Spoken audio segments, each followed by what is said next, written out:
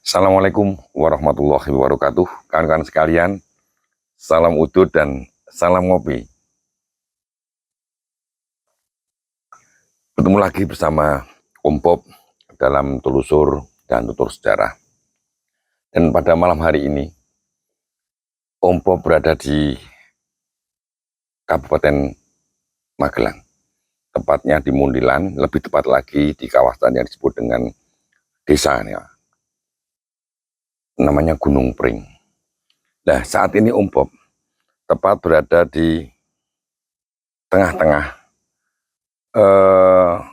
anak tangga dari Bukit Gunung Pring atau Gunung Bukit ya namanya, tapi orang menyebut gunung. Dari sisi selatan ada beberapa anak tangga cukup tinggi kawan-kawan sekalian menuju ke sebuah pemakaman, sebuah makam, komplek makam, di mana di komplek makam Gunung Pring ini dimakamkan beberapa tokoh-tokoh penting. Dan inilah yang mendorong Om Bob datang ke Gunung Pring ini dalam rangka menelusuri sejarah Wangsa Mataram, membawa Om Bob ke Gunung Pring ini karena di Gunung Pring ini dimakamkan salah satu Pangeran Mataram dan cukup penting posisinya, yaitu makam Raden Santri atau Kiai Raden Santri. Beliau juga dikenal dengan Pangeran Singosari di kawasan Gunung Pring. Ini Gunung Pring ini memang perjalanan dari Gunung Pring ini cukup tinggi kawan-kawan sekalian, dan di kanan kiri perjalanan ini dipenuhi dengan pohon bambu atau orang Jawa menyebutnya dengan wet pring, ya. Maka ini kawasan ini disebut dengan Gunung Pring. Tempat ini sangat bersejarah karena berkaitan dengan tokoh, salah satu tokoh Mataram yang cukup berpengaruh, yaitu adik dari Panembahan Senopati. Di komplek Gunung Pring ini nanti dimakamkan beliau Pangeran Singosari atau Kiai Raden Santri bersamaan dengan beberapa tokoh lainnya dan berdekatan dengan salah satu auliaullah, waliullah, yaitu Mbah Kiai Dalhar Watu Congol atau Gunung Pring ini di sini. Itulah kawan-kawan sekalian, dan ini saat ini Om Bob duduk di antara beberapa tangga, di tengah-tengah tangga dari sisi selatan tempat peziarahan makam Gunung Pring ini. Baiklah kawan-kawan sekalian, Om Bob sangat tertarik dengan sejarah Raden Santri ini, walaupun Om Bob minim sekali data-data tentang beliau Raden Santri ini, terutama sepak terjang beliau. Om Bob berusaha mencari di berbagai sumber, ternyata sangat minim kawan-kawan sekalian. Sudah banyak konten-konten di YouTube maupun Google yang mengupload atau mengunggah sejarah beliau Kiai Raden Santri atau Pangeran Singosari. Om Bob akan menuturkan kawan-kawan sekalian tidak hanya berkaitan dengan sejarah beliau Raden Santri ini, namun terkait dengan aspek-aspek yang lain terkait dengan sejarah Mataram di era beliau. Baiklah kawan-kawan sekalian, untuk menyingkat waktu, ini beliau Raden Santri ini merupakan salah satu putra dari Ki Ageng Pemanahan. Kita tahu Ki Ageng Pemanahan itu adalah ayah dari Panembahan Senopati atau Ngabei Loreng Basar atau Danang Sutawijoyo. Raden Pemanahan Ki Ageng Pemanahan ini salah satu trio Mataram. Disebutkan kawan-kawan sekalian, salah satu putra Ki Ageng Pemanahan itu adalah Raden Santri. Mengacu kepada beberapa sumber, ada yang menyebut putra putri Ki Ageng Pemanahan. Kalau menurut Babat Tanah Jawi karya W.L. Althoff itu menyebutkan bahwa Ki Ageng Pemanahan memiliki 7 orang putra putri. Namun ada juga versi yang menyebutkan bahwa Ki Ageng Pemanahan memiliki lebih dari 7, bahkan hampir lebih dari 20 putra putri. Namun Om Bob akan mengambil versi dari Babat Tanah Jawi Althoff.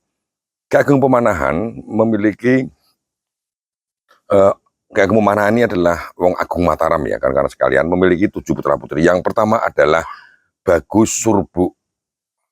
Surbu ini adalah nama kecil dari Danang Sutawijaya atau Panembahan Senopati. Kemudian yang kedua adalah Raden Jambu. Raden Jambu ini nanti bergelar Pangeran Mangkubumi. Adik dari Panembahan Senopati nanti menjadi penguasa Sukowati, Sragen. Kemudian yang ketiga itu adalah Raden Tompe, nanti bergelar Pangeran Gagak Baning. Ini nanti menjadi adipati di Pajang. Kemudian adik yang keempat yaitu Raden Santri. Disebutkan Raden Santri, jadi nama beliau itu adalah Raden Santri. Nanti mendapat gelar ketika Mataram berdiri, awal Mataram berdiri oleh kakaknya Panembahan Senopati, beliau mendapat gelar Pangeran Singosari. Ombo pernah bahas ketika awal Panembahan Senopati ini Jumeneng-Noto, adik serta putra-putrinya diberi gelar kebangsawanan, dan nama-nama gelar kebangsawanan ini diambilkan dari nama-nama kadipaten di Brang Wetan. Kadipaten Brang Wetan. Itu merupakan bentuk komitmen daripada Panembahan Senopati untuk menaklukkan wilayah-wilayah Brang Wetan yang melepaskan diri dari Kesultanan Pajang setelah Pajang runtuh. Itu kan sekalian. Jadi maka salah adiknya itu diberi gelar si Raden Santri ini Singosari, salah satu nama wilayah di Malang sana. Kita ketahui nanti putra-putra Panembahan Senopati ada yang diberi gelar Pangeran Balitar, kemudian Pangeran Purboyo, Madiun, kemudian Puger. Itulah nama-nama wilayah di Brangwetan. Nah, salah satu yang diberi adalah adiknya. Adik dari Panembahan Senopati yaitu Raden Santri ini mendapat gelar Pangeran Singosari. Kemudian adik Pangeran Singosari ini wanita perempuan nanti kawin dengan salah satu bangsawan Pajang, Bob lupa namanya. Namun salah satu lagi adik perempuan lagi yang terakhir adalah yang terakhir itu nanti yang Bob lupa, tapi kakak dari yang terakhir ini namanya Dewi Tembini. Dewi Tembini itu nanti kenal dengan Roro Wuryan. Dewi Tembini nanti kawin menikah dengan salah satu Panglima Telik Sandi Pajang, yaitu Tumenggung Mayang. Nanti memiliki putra namanya Raden Pabelan. Dan nanti ini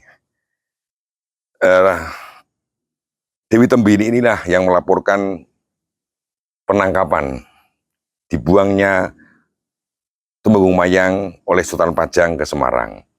Oke, kita lupakan itu, Bob pernah bahas juga kawan-kawan sekalian. Baik kawan-kawan sekalian, jadi Pangeran Singosari ini namanya adalah Raden Santri. Beliau diberi gelar. Di samping diberi gelar, beliau juga diberi jabatan sebetulnya. Karena adik-adik Panembahan Senopati ini setelah Jumeneng-Noto beliau memproklamirkan diri menjadi Raja Mataram, adik-adiknya diberi kekuasaan. Contohnya ada di Sukowati, Pangeran Mangkubumi, kemudian Pangeran Gagak Baning di Adipati Pajang. Beliau tidak menghendaki untuk menjadi penguasa, Raden Santri ini. Namun sesuai dengan nurani, hati nuraninya. Walaupun Raden Santri ini atau Pangeran Singosari ini pernah terlibat juga dalam beberapa ekspedisi penaklukan di Brangwetan. Salah satunya di Madiun. Namun beliau ketika sudah mulai kota gede mulai mapan tertata, beliau izin kepada kakaknya bahwa beliau akan membantu Mataram. Namun dari sisi yang lain, tidak dalam pemerintahan, tapi dalam rangka membentuk karakter masyarakat atau rakyat Mataram di bidang spiritualitas, membangun akhlak. Beliau Raden Santri ini nanti menepi, mengembara ke utara Keraton Mataram, ya daerah Magelang ini. Beliau juga menyampaikan kepada Panembahan Senopati kakaknya bahwa beliau akan membantu Mataram. Salah satunya itu yang pertama adalah membentuk karakter masyarakat Mataram anak budi pekerti, masuk Islam, sekaligus menyebarkan agama Islam. Beliau juga sebagai benteng Mataram dari sisi utara. Karena ini, Magelang ini, Mundilan ini adalah berjarak kurang lebih ya beberapa kilometer dari kota gede Yogyakarta. Mungkin ya 15 sampai 20 kilometer lah kawan-kawan sekalian. Dan Raden Santri kemudian menetap di sebelah sisi barat Pegunungan Merapi. Beliau menyebarkan agama Islam di 4 penjuru kawasan gunung ya. Gunung Andong, Gunung Merapi, Gunung Merbabu, Gunung Sumbing, dan sepanjang perbukitan Manoreh. Inilah beliau menetap di sini, ya di Gunung Pring ini. Dan beliau membentuk padepokan pesantren di sini sampai beliau menurunkan beberapa keturunan dan beliau sedo ya di Gunung Pring di dimakamkan di sini. Beliau nanti menurunkan beberapa keturunan yang ada di sini. Kita kenal Mbah Krapyak 1, Krapyak 2, Krapyak 3 sampai nanti Mbah Joko Kerso ya.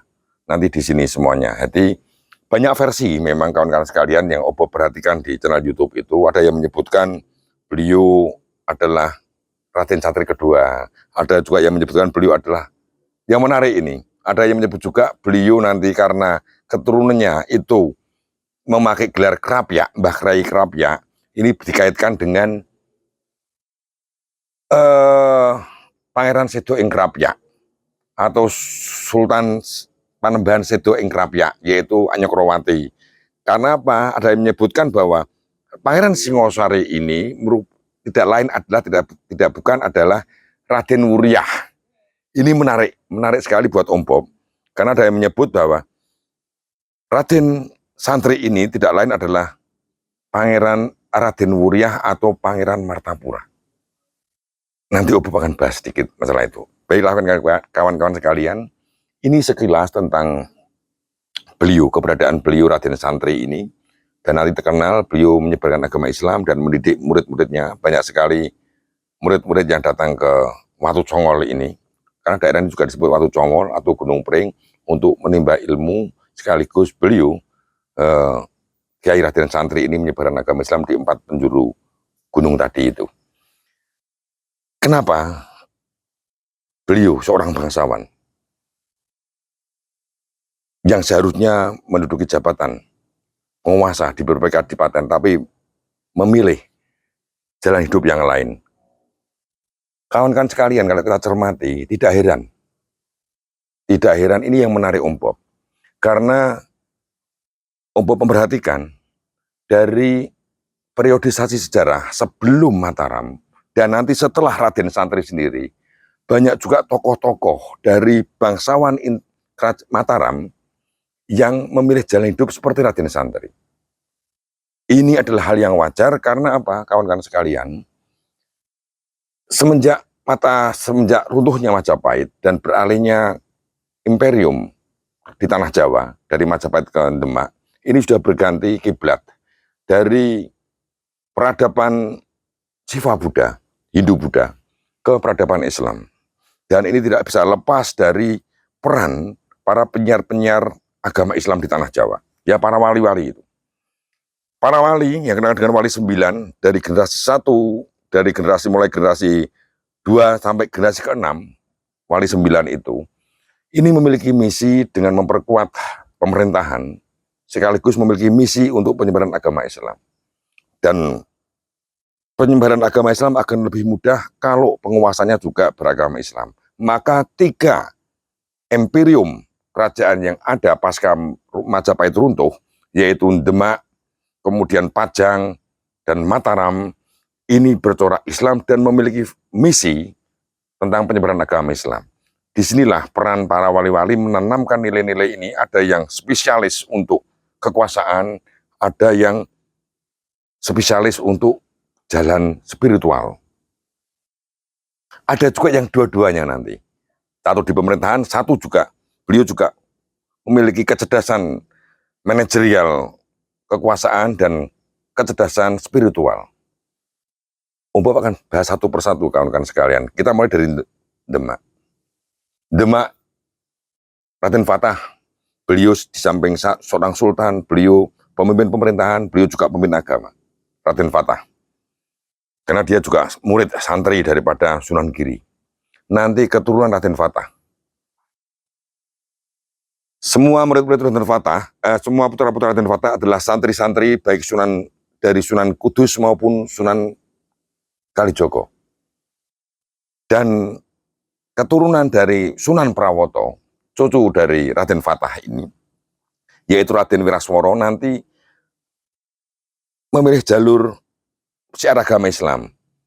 Salah satu putra Pangeran Sultan Prawoto itu adalah Raden Wirasworo, nanti yang dari istri yang lain ya, karena Sunan Prawoto itu memiliki beberapa istri, salah satunya nanti memiliki putra yaitu Aryo Pangiri, kemudian Semangkin, Prihatin.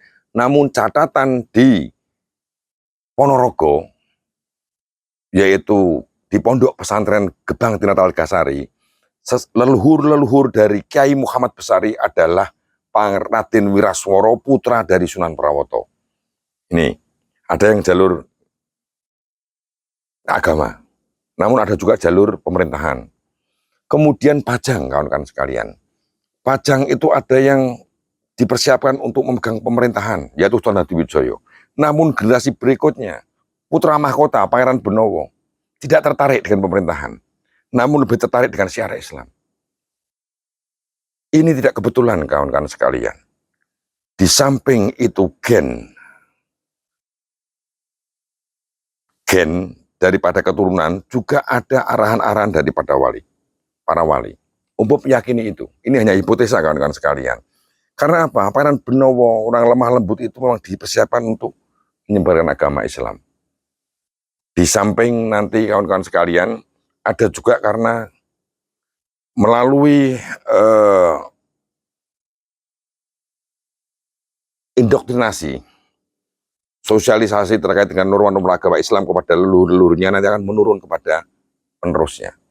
Itu. Jadi Pajang itu nanti Pangeran Benowo memilih jalan spiritual. Kemudian kita masuk ke Mataram. Umum tidak heran, Pangeran Singosari ini memilih jalan ini.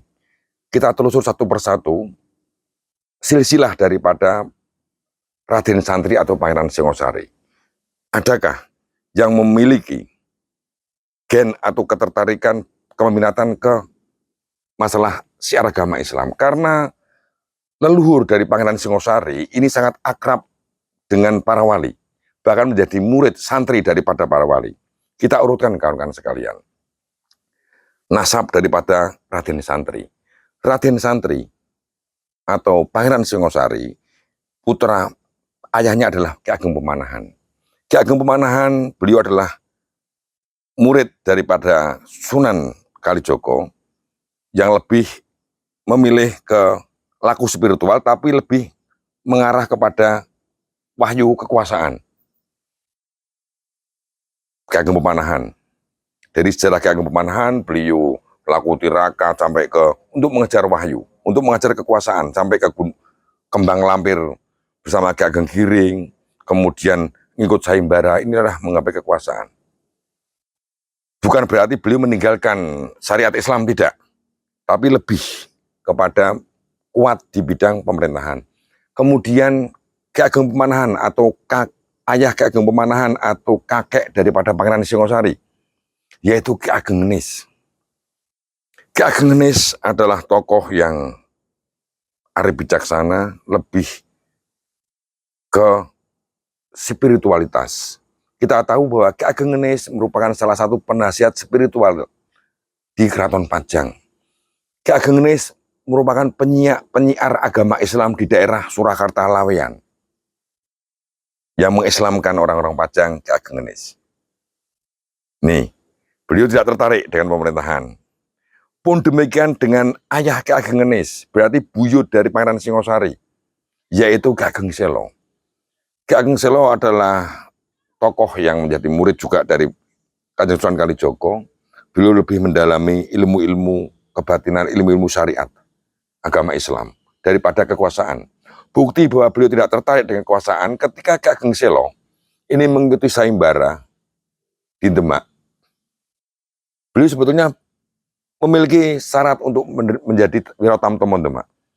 Namun beliau menerima takdir, tidak merebut kekuasaan, tapi menerima takdir bahwa wahyu kekuasaan tidak jatuh ke tangan Ki Ageng Selo, tapi ke muridnya yaitu Mas Karebet atau Joko Tingkir. Joko Tingkir ini telah, Ki Ageng Selo itu sudah tahu persis bahwa wahyu Demak itu nanti akan jatuh ke Joko Tingkir. Padahal Joko Tingkir adalah muridnya Ki Ageng Selo. Namun Ki Ageng Selo legowo karena memang jiwanya lebih jiwa ke itu, ke agamaan. Naik lagi kepada ayah Ki Ageng Selo, yaitu Ki Ageng Getas Pandowo. Ki Ageng Getas Pandowo merupakan salah satu putra dari Bondan Kejawan. Kawan-kawan sekalian, kakaknya bernama Ki Ageng Wonosobo, adiknya bernama Roro Kasien atau Nyi Ageng Ngerang. Kakak sama adiknya merupakan aulia-aulia. Ki Ageng Wonosobo merupakan murid dari Sunan Gunung Jati yang menyebarkan agama Islam di daerah Wonosobo. Sementara adiknya Roro Kasien seorang wali putri yang menikah dengan Ki Ageng Ngerang. Terkenal dengan wali putri, makamnya di Tambak Romo. Leluhur-leluhur daripada Pangeran Singosari adalah tokoh-tokoh agama yang memiliki andil besar terhadap syiar Islam di tanah Jawa ini. Dan ini sesuai dengan arahan daripada guru-gurunya, siapa lagi kalau bukan Kanjeng Sunan Kalijogo dan para wali yang lain. Kita tarik lagi Bondan Kejawan. Bondan Kejawan merupakan murid sekaligus menantu dari Ki Ageng Tarup. Ki Ageng Tarup merupakan tokoh di Tarup yang merupakan keturunan dari Maulana Maghribi. Jadi nasabnya itu memang di imperium, di 3 imperium di Jawa ini setelah pasca runtuhnya Majapahit bercorakan Islam, karena memang Kasultanan, Demak Kasultanan, Pajang Kasultanan, Mataram. Ini Mataram awalnya bukan Kasultanan tapi di era Sultan Agung nanti menjadi Sultan. Kemudian kembali lagi menjadi Kasunanan, dan telah pecah dan diganti menjadi Kasultanan juga. Karena ciri daripada negara Imperium Islam itu adalah Sultan, mengacu kepada Imperium di Konstantinopel, di Turki Utsmani sana. Ini kan sekalian, jadi tidak heran bahwa Trah Mataram ini ada yang mengikuti jalur kekuasaan, ada juga yang jalur spiritual. Nanti setelah Raden Santri, setelah Pangeran Singosari, dalam sejarah Mataram kita banyak mengenal tokoh-tokoh yang nanti lebih condong tidak tertarik dengan pemerintah, tapi memiliki tugas sendiri untuk memperkuat masyarakat Mataram, warga Mataram, rakyat Mataram ini, di samping juga maju di bidang pemerintahan, di bidang duniawi juga membangun akhlak, budi pekerti dengan mengajarkan agama-agama Islam. Nanti setelah Pangeran Singosari, nanti di era Sultan Agung.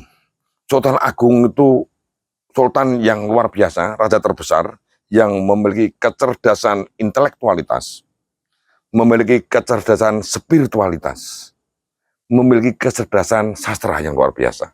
Sultan Agung. Karena gen darahnya juga terbentuk dari gen bapak yang kakungnya, dari garis bapak Panembahan Senopati, orang yang mengutamakan olah rogo, olah batin. Dari garis ibu Dyah Banowati itu Pangeran Benowo yang lebih mementingkan spiritualitas. Maka perpaduan Panembahan Senopati, gen Panembahan Senopati dan gen Pangeran Benowo lewat Panembahan Anyokrowati dan Dyah Banowati, lahirlah Sultan Agung yang memiliki kecerdasan baik spiritualitas maupun intelektualitas. Maka tidak heran kalau Pak Sultan Agung menjadi raja terbesar Mataram. Setelah Sultan Agung, kita kembali ke Sultan Agung dulu. Sultan Agung itu di samping beliau menaklukkan beberapa kawasan, memperluas Malasan, mempertegas hegemoni Mataram, beliau juga nanti terkenal dengan karya-karya beliau. Beliau nanti, Sultan Agung menulis sebuah serat, yaitu Sastro Gending, yang merupakan ini. Sastro Gending merupakan makrifat Jawa, ajaran-ajaran beliau. Beliau juga sangat muludan itu juga dari Sultan Agung. Ini bukti bahwa Sultan Agung itu cakap, memiliki komplit kecerdasannya. Nanti setelah Sultan Agung, di era nanti kesini lagi, kita lihat di zaman Kartosuro ada Ratu Mas Balitar. Ratu Mas Balitar itu istri Pakubuwono. Beliau adalah juga seorang wali putri juga, seorang tasawuf sufi tanah Jawa. Kemudian kita juga mengenal nanti ada Pakubuwono. Pakubuwono yang sangat mendalami spiritualitas itu adalah Pakubuwono keempat. Beliau nanti mengarang Serat Ulang Reh, ajaran-ajaran Alak Budi Pekerti, Surat Ulang Reh. Itu Pakubuwono keempat. Kemudian di Mangkunegoro juga ada, Mangkunegoro keempat. Beliau juga memiliki kecerdasan spiritualitas, kecerdasan daripada intelektualitas. Karya-karya beliau, Serat Widotomo, Mangkunegoro keempat, mengajarkan budi pekerti berpadunya antara nilai-nilai Jawa, filosofi Jawa dengan nilai-nilai Islam. Itu kita bisa lihat dari karya-karya beliau. Serat Widotomo. Terah Pajang juga seperti itu. Pangeran Bonowo nanti menurunkan pujangga-pujangga. Ada Yosodipuro, ada Patmonegoro, Yosodipuro 1 maupun Yosodipuro 2 yaitu Caturunegoro, sampai nanti Ronggowarso ketiga yaitu Bagus Burhan. Itulah terah Pajang. Jadi memang peran para wali syiar agama Islam mendirikan sebuah imperium juga tidak lepas dari pengaruh misi dari penyebaran agama Islam. Maka tidak heran kawan-kawan sekalian, Pangeran Singosari adalah salah satu itu yang memiliki misi untuk lebih tertarik kepada dunia spiritualitas dengan membawa misi untuk penyebaran agama Islam.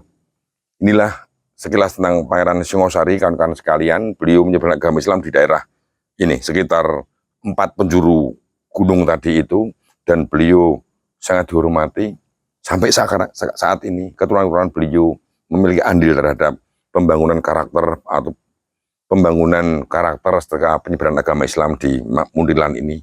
Maka tidak heran kawan-kawan sekalian, di bulan Rajab sama Ruah ini makam beliau tidak pernah sepi untuk mendoakan beliau. Maka beliau menyingkir dari keramaian dunia pemerintahan, kekuasaan, lebih mendukung, membantu kakaknya untuk membangun karakter mentalitas masyarakat Mataram, rakyat Mataram.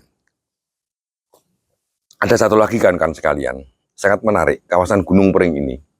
Karena Gunung Pring ini dulu, tempat beliau Pangeran Singosari berada ini, memang tempat menggembleng para prajurit secara bangsawan Mataram di era awal-awal Mataram.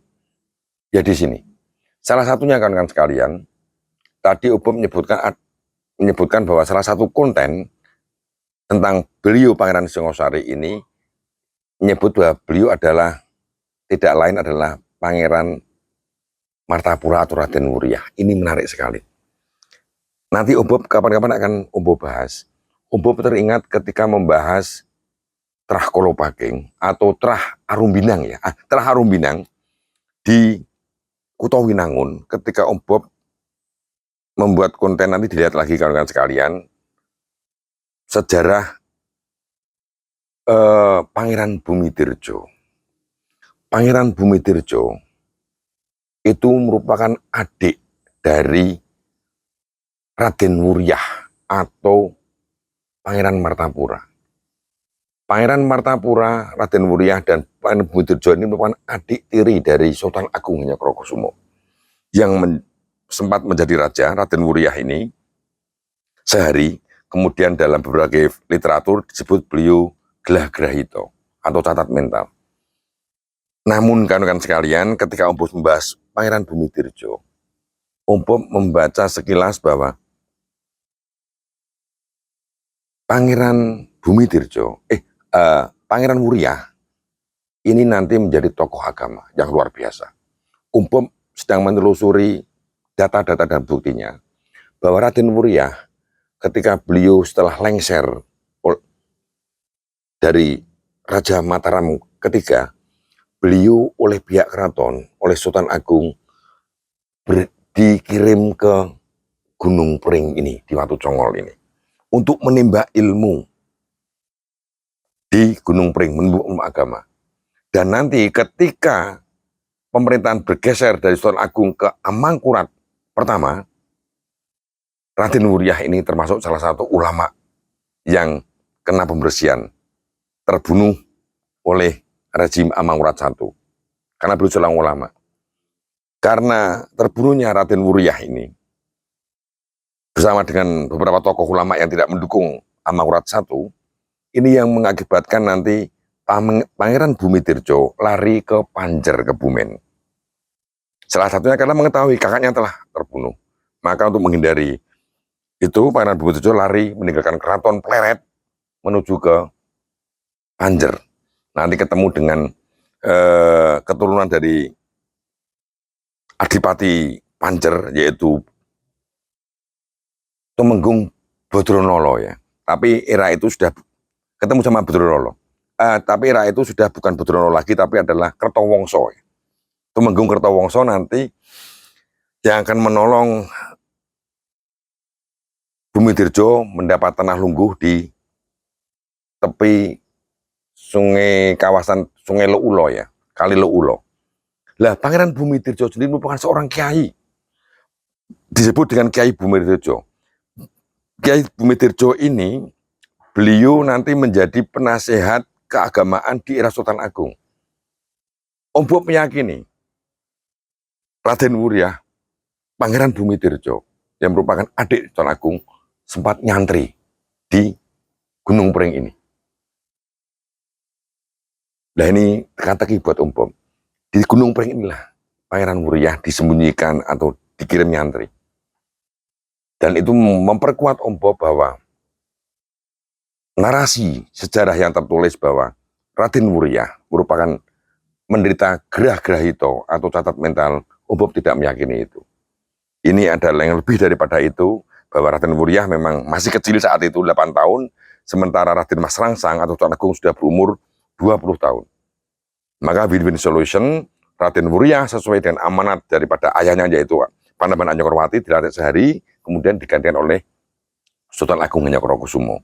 Dan oleh Sultan Agung Hanyakrokusumo, Raden Wuryah, adik tirinya itu, dikirim ke Gunung Pring ini untuk nyantri. Kepada, nah ini Bob juga belum tahu, Raden Wuryah itu nyantri di era beliau, Pangeran Singosari, atau kepada keturunan Raden Santri atau Pangeran Singosari, yaitu Mbah Krapyak I. Om Bob belum tahu itu. Namun yang jelas Pangeran Wuryah nanti menimba ilmu di Gunung Pring. Dan saya yakin, Om Bob meyakini ya, bersama adiknya yaitu Pangeran Bumitirjo, namun Pangeran Bumitirjo nanti kembali ke Mataram di era Sultan Agung. Beliau nanti diangkat menjadi penasihat di bidang keagamaan. Dan di era Sultan Amangkurat nanti beliau lari ke Panjer karena merasa terancam nyawanya karena bertentangan dengan Amangkurat Agung. Dan yang menjadi korban adalah Raden Wuryah. Raden Wuryah nanti terbunuh, menurut literatur yang Om Bob baca dari Kebumen ya, kawan-kawan sekalian, dibunuh di era Amangkurat Agung. Nanti Om Bob akan telusuri, insya Allah Om Bob akan menelusuri. Ini Om Bob mendapat informasi bahwa makam Raden Wuryah atau Panembahan itu ada di Yogyakarta, namun di Banyu Sumurup atau di mana Om Bob belum tahu itu. Om Bob akan ikuti, tapi yang jelas di sini pernah tinggal Raja ketiga Mataram, adik dari Panembahan, adik dari Sultan Agung, cucu dari Panembahan Senopati. Berarti kalau cucu Panembahan Senopati berarti ya keponakan dari Raden Singosari, Pangeran Singosari. Itu kan sekalian sekelumit tentang beliau Pangeran Singosari. Dan Pangeran Singosari ini nanti ada Pangeran Singosari lain. Kita ketahui bahwa Singosari itu adalah nama gelar. Nanti juga ada Pangeran Singosari yang terkenal di era pasca perjanjian Giyanti. Salah satu putra Amangkurat keempat namanya Raden Singosari, Pangeran Singosari. Pangeran Singosari merupakan adik daripada Pakubuwono II, adik dari Raden Mangkubumi, Pangeran Mangkubumi atau Hamengkubuwono pertama. Adik dari Hamengkubuwono pertama ini atau Mangkubumi ini nanti bernama Pangeran Singosari. Beliau yang menentang perjanjian Giyanti. Beliau tidak setuju Mataram terbagi dua.